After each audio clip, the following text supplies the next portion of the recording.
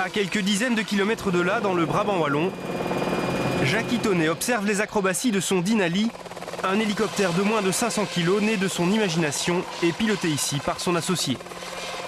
Il s'amuse bien là, il présente la maniabilité. Oui, on peut vraiment faire confiance à votre pilote là? Oui, il a plus de 11 000 heures de vol, il a volé dans tous les pays du monde, dans toutes les situations. Il a traversé des orages et des forêts vierges. À 52 ans, ce passionné de mécanique vient de réaliser son rêve. Construire l'un des engins les plus difficiles à concevoir. Donc, c'est un hélicoptère biplace léger qui est vendu en kit de conception relativement simple. Alors, il est vendu en kit parce que c'est une réglementation simplifiée par rapport aux hélicoptères qui sont vendus montés. Alors, le kit est assez simple à assembler. Le monteur doit assembler donc son hélicoptère lui-même, mais le manuel de montage est très explicite. Et puis, il peut se faire aider aussi du mécanicien de son choix. Un hélicoptère équipé d'un moteur de voiture. C'est un moteur Subaru, un 2,5 litres à injection, bien sûr. Mais en dehors du moteur, des pales et de la carrosserie, toutes les pièces de cette mécanique sophistiquée ont été fabriquées ici, dans son atelier de Nivelles.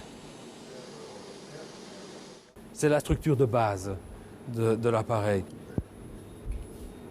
Donc le moteur se place dans la partie centrale. La boîte de réduction principale se trouve ici avec le mât rotor qui est fixé là tout en haut. La queue est en carbone et se fixe ici sur la partie arrière. Et puis sur la partie avant, eh bien, on voit avec cet arceau de protection, on voit parfaitement l'emplacement des deux sièges et du cockpit. Même les pièces les plus délicates sont produites sur place. On programme à cet ordinateur, un peu comme un traitement de texte, toute la fabrication de la pièce. Et puis on transmet à la machine qui usine des pièces avec, à l'aide de la tourelle porte-outils. Donc les outils changent automatiquement et la pièce se fait sans intervention. Voilà par exemple une pièce qui sort de là. Alors ceci c'est le boîtier du rotor arrière. Mais pour arriver à tout ça, cet autodidacte aura eu besoin de beaucoup de persévérance. Ah oui c'est ça, il reste des trous arrosés. Vous avez conçu ça tout seul? Oui, conçu ça tout seul, oui.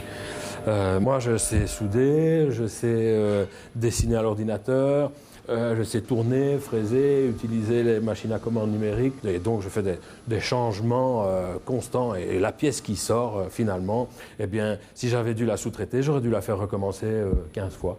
Donc, l'avantage d'être seul à pouvoir tout faire, c'est que ça coûtait beaucoup moins cher. Pourtant, Jackie n'a aucune formation d'ingénieur en aéronautique.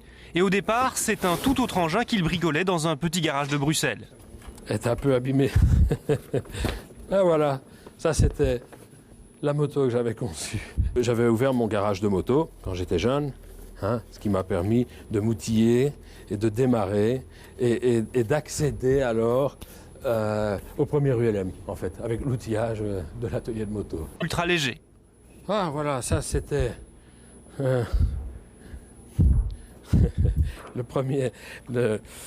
c'est mes premières amours des ULM. Voilà, ULM chez Kinox, j'en ai fabriqué presque 1000.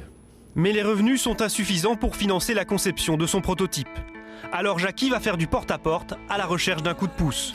Thierry Blanchard va le soutenir. Il a fait fortune dans l'Oreca, rien à voir avec l'aviation. Jackie est un peu... quelque part, il est un peu cinglé. Il faut le savoir. C'est gentil ce que je dis, c'est pas du tout méchant. Mais c'est un type incontestablement qui est un autodidacte extraordinaire et qui a ce sens du je me lève à 7 h du matin, je me couche à minuit, et tant que c'est pas résolu, je vais plancher dessus. Il se lève le matin, il pense et il parle hélicoptère. Il se couche le soir, il pense toujours hélicoptère.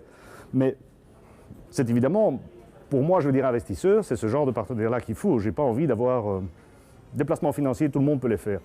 Mais des placements financiers et amusants, ça c'est autre chose. Il a financé une partie de l'atelier et est aujourd'hui un des administrateurs de la société. À ce moment-là, il m'a dit voilà, c'est un petit investissement et c'est pour 6 mois. Dans 6 mois, on a une superbe machine. Et puis le petit investissement est devenu un gros investissement et ça a duré 6 ans. Mais je vais dire, je ne lui en veux pas parce que j'ai vécu la même aventure que lui. C'est-à-dire que chaque fois que lui était au bord des larmes parce qu'il n'y arrivait pas, ben, nous, on était, mon banquier, moi-même, on était aussi au bord des larmes parce qu'on n'y arrivait pas. Et puis ça, c'est une fois qu'on s'est engagé. En lançant sa production industrielle, Jacques Itonnet entre dans le cercle restreint des 6 constructeurs mondiaux d'hélicoptères.